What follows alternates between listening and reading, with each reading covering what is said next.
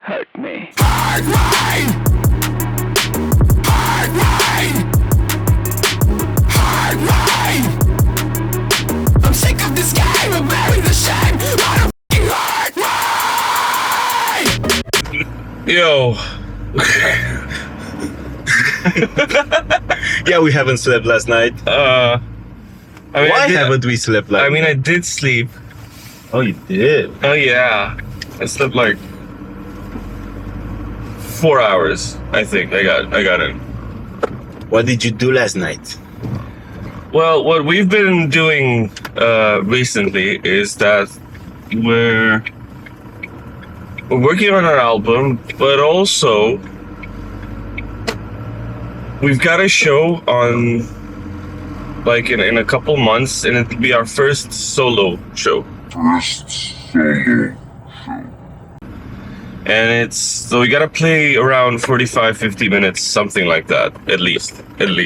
And apparently we can't play the same songs over and over again. So Who would have thunk it? Bro, you gotta take the right. yeah. So we gotta play our first sort of solo show, which means that we're not opening for a bigger band. It's just us by our lonesome, and we gotta have a great show, and we gotta make it entertaining for people, and we gotta play a bit of a longer set list. Now the issue with that, little bit, is that we need to write more songs. Now, as I said, we are in the middle of working on our first album, and basically we've started writing our second. So we're writing new songs. We're finishing up pretty late in the night or the morning, depending on your perspective on things. And we gotta learn new songs. And we're on our way to rehearsals right now, and we're gonna play a new song. We're gonna see how that works out. Like Rach is practicing it in the back, so that's just it's. I have a proposition for you, Dan. We need to fill 45. We need a 45-minute set, right? Yeah. You can just give people your answer right now, because that took like 45 minutes. Honestly, it's like, or I could tell them about our rack. Oh boy, That's gonna be like a solid started. 20 minutes. Don't That's gonna get be it a started. solid 20 minutes. So every time someone new comes in our rehearsal room, and they're like, "Oh, look, you have racks," Dan be like, "So this does this, and this plugs into that," and like we know we can take like a 45-minute break. Yeah, but look, I'm a passionate guy. I'm a nerdy, passionate guy, right? I like to explain things, and I like to be to teach people things. And why can't I use Fruit Loops and I need to use Cubase? Go. Well, you don't need to use Cubase necessarily. You can use any DAW you like. FL Studio is basically the name, by the way, not Fruity Loops. You old yeah, you can use any DAW you want, and it's really about the experience that you have in a particular, like it's about your workflow, it's about your ear. It's not really about which DAW you use. We actually use a combination of two DAWs. We use Cubase for most of our heavy lifting, and we use Reaper for live and for tracking. But actually, I kind of want to buy a FL Studio. My question was like a joke, but you actually made it even funnier by actually answering. Cool. It's quality content right here. So what else have you been up to?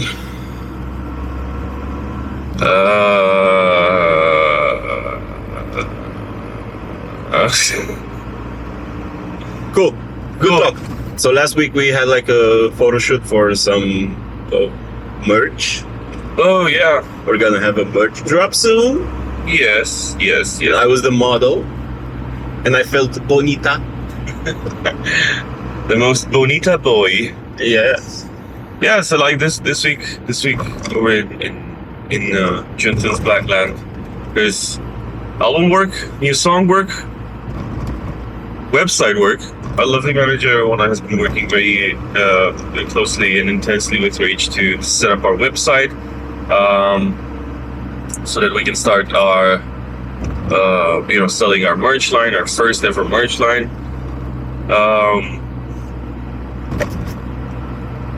We've also gone to a couple of local shows, seen some local bands, great bands. Yeah. And whenever there's technical difficulties or something like that at a local show, like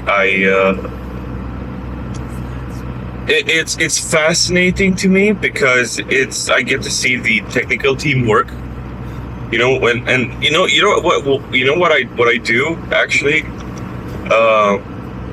is that I watch vlogs like sound engineers and drum techs and guitar techs, and just get a glimpse into their world, right? Can you give us some examples so we can leave a link in the description? Yeah. So like one of the biggest ones right now that was sort of ongoing is Tank the Techs. This Tank the Techs channel, and he's been actually tour managing Electric Callboy through Europe. And he's posted 7 or 8 episodes of his vlog, and I've watched all of them. There's also hold on. Check this thing. Take this. There's Rage right there. Say hi to the people. Say hi to the nice people. She's got her headphones on. Yeah, so there's Matt Horn, Yeah. who's a drum tech, and he's got these hour-long vlogs, and sometimes when I work, I just put them on as sort of background noise. For some reason, it gets me it calms me down to have the sound of the hustle and the bustle of a show, right? Where you hear people doing sound check or setting up gear and things like that. And there's also the Rattling Bones Club. I think that's what the channel is called. And that is basically While She Sleeps is a sound engineer. Oh, he handles the snores.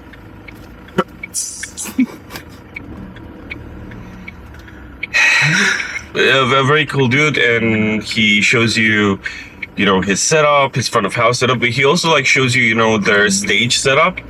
And they had this huge show at Ali Pali recently, at Alexandra Palace in London. And a lot of the props on stage they build themselves from sheet metal, and very very crafty dudes. And it's always interesting to me to find out more about the technical side of setting up a show. What the band brings, what are the logistics involved, and things like that. Where I always try to learn more, and I try to learn from these vlogs also to try to be a more professional musician.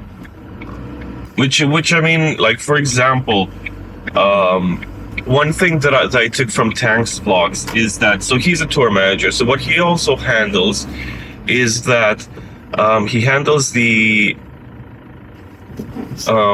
invites, right? So people who are invited to the show, okay, they don't just show up to the venue and they just they're on a list or something. Each of them have their own invitation, signed and sealed in an envelope. Oh. Yeah, and they have their tickets in there and their invitation and a letter from the band. And then that's given to everybody who's invited to the show, guests, right? The guest list, to people on the guest list. That's very cool. Really? Yeah. I thought you would be more of a fan of an Excel list. I knew where you were going, but I wanted to let you do your thing. Another thing that I loved from his vlogs, and I learned about. Well, now we're playing pretty small venues, right? But another thing he does is that he has these sort of laminated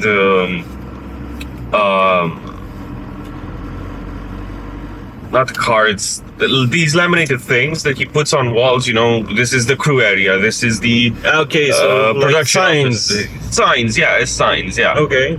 And also, one thing that I learned is that, and this is what I want us to do for I can't say it. Gosh darn it. Okay, because it'll ruin the surprise. Because if we post this, it'll ruin the surprise. So I can't.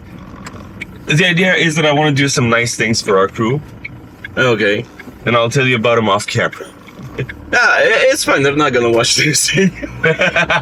They're sick of us. At this point. Yeah, so we recently played a show in one of the biggest clubs in our hometown. I think it was around 300, 400 people. And we recorded that show. Go on. The kids in the back. You The know. kids in the back. Don't make me get back there. We'll turn this van around. Okay. So you recorded the show. Yeah, we filmed the show. We recorded the show. Luckily, we had Bogdan and Michna, you know, filming the show, and our sound engineer Herzu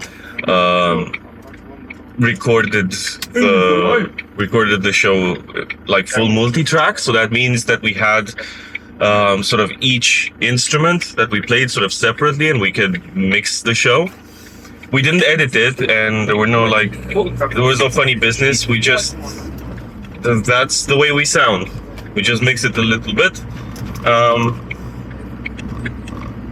And we actually had quite a few questions about our dark thoughts. Actually, so people were sort of confused looking at the video. You know, they saw Adrian and Ruxi, who are Adrian's her brother, and Ruxi is a dear friend of ours, and basically they were dressed in like the tactical gear with balaclavas, ski masks, and you know, they had the jewelry. But like, we didn't have room on the stage itself to put them on stage like we normally do, so they had to sit like in front of the stage, and people thought they were security. And like, they were sort of afraid to like go nuts in the crowd, because they thought, you know, oh my god, like these dudes like brought security with them. It's oi. These dudes like brought security with them, and you know, what's going on here? And then we had comments, you know, on the video like, well, what's up with those people? So basically, if you've seen our music video for Brain Dance, we have some actors in tactical gear, and they represent the dark thoughts, like from the song. That's the idea. And we bring them with us on stage because we wanted to make it a show, an experience, right? Yeah, I think I know what the problem is, because in the video they had guns, and on stage they didn't have any guns. Yeah, that's the problem, Cezar. I think next time we should bring some rifles. Oh my god, no. Yeah. So yeah, those aren't security people. Oh. Yeah. Easy there, buckaroo. That's just our dark thoughts. Yeah, so like, it's safe. You can go nuts if you're at our show. You can have a fun time. They won't hurt you. They're there to keep an eye on us. Actually, Their house broken. It's fine. Yeah, exactly. But I was telling Cezar before we hit record that, you know, I was going through the stems, so like the tracks, the raw audio from the show, and there's this phenomena happening.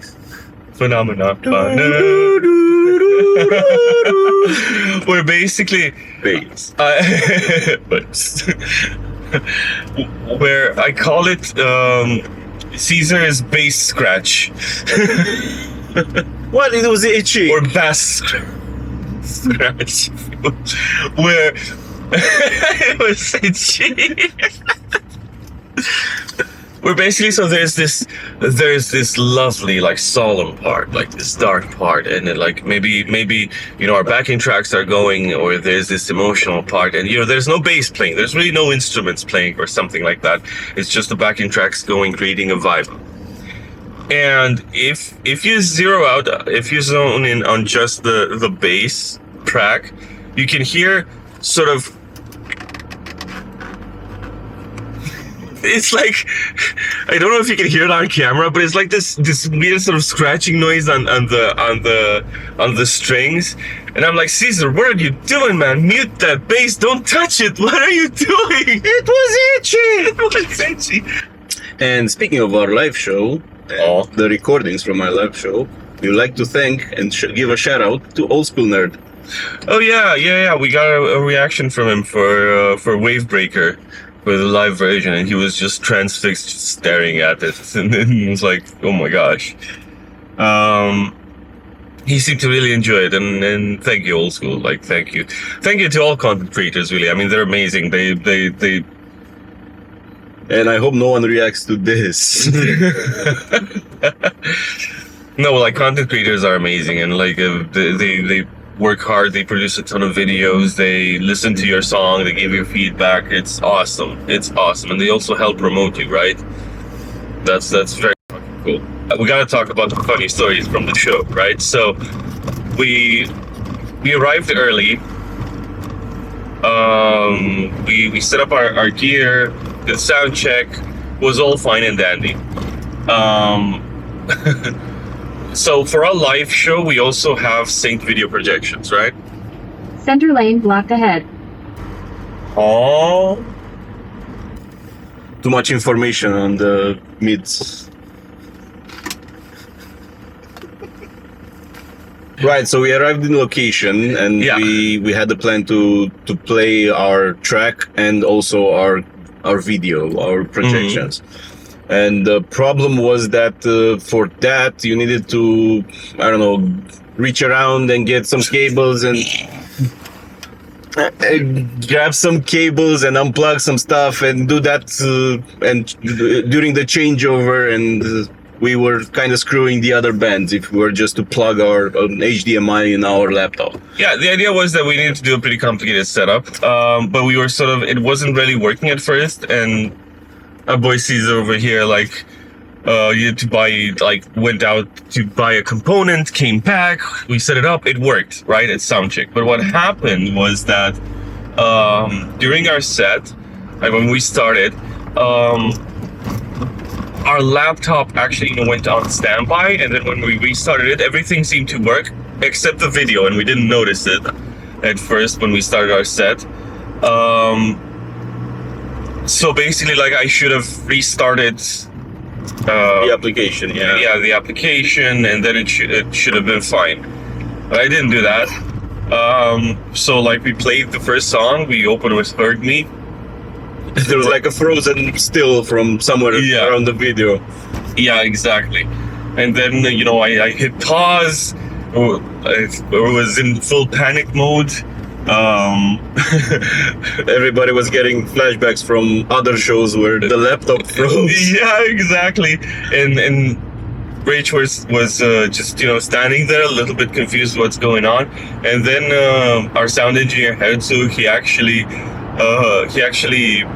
talked in the talkback mic so we could hear him on our headphones, like in our in-ears. And he said, "Rach, talk to them. Say something. Say something. Say something." No, actually, he was kind of warmer than that, I mean, he wasn't like... Oh, yeah. He wasn't, like, panicking. Yeah, he was reassuring her, and he was like, talk to them. Yeah. Keep them, engaged. Let's talk to them, please. Yeah. Rach, please talk to them, Yeah, he's such a cool guy. Oh, my God. If he's watching this, we love you.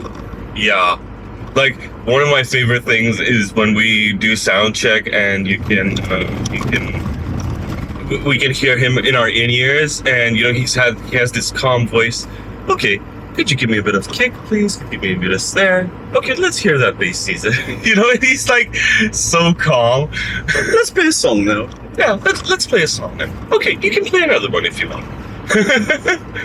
Yeah, so we had a bit of technical difficulties there. Unfortunately, I didn't sort it out. Luckily, the lighting engineer from the club realized that, you know, things are not going as well as they should. And he actually, you know, put our logo. He had like a video file of our logo on loop, and he put that on, which was great. And the final funny story I have from that is that when we started the show, I was so nervous, I forgot to turn on the body pack of my in-ears. So basically, most of Hurt Me, I played it without having sound in my in-ears.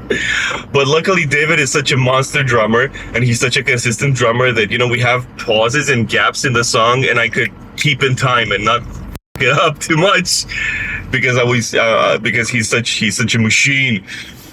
Yeah, and also when you stop the, you know, the playback of the tracks and when to fix that issue with the video, I muted my bass because scratchy scratch, and I forgot to unmute it. Oh boy! When we started the brain dance, the riff, the first part of the riff was like no bass, No bass. Where bass?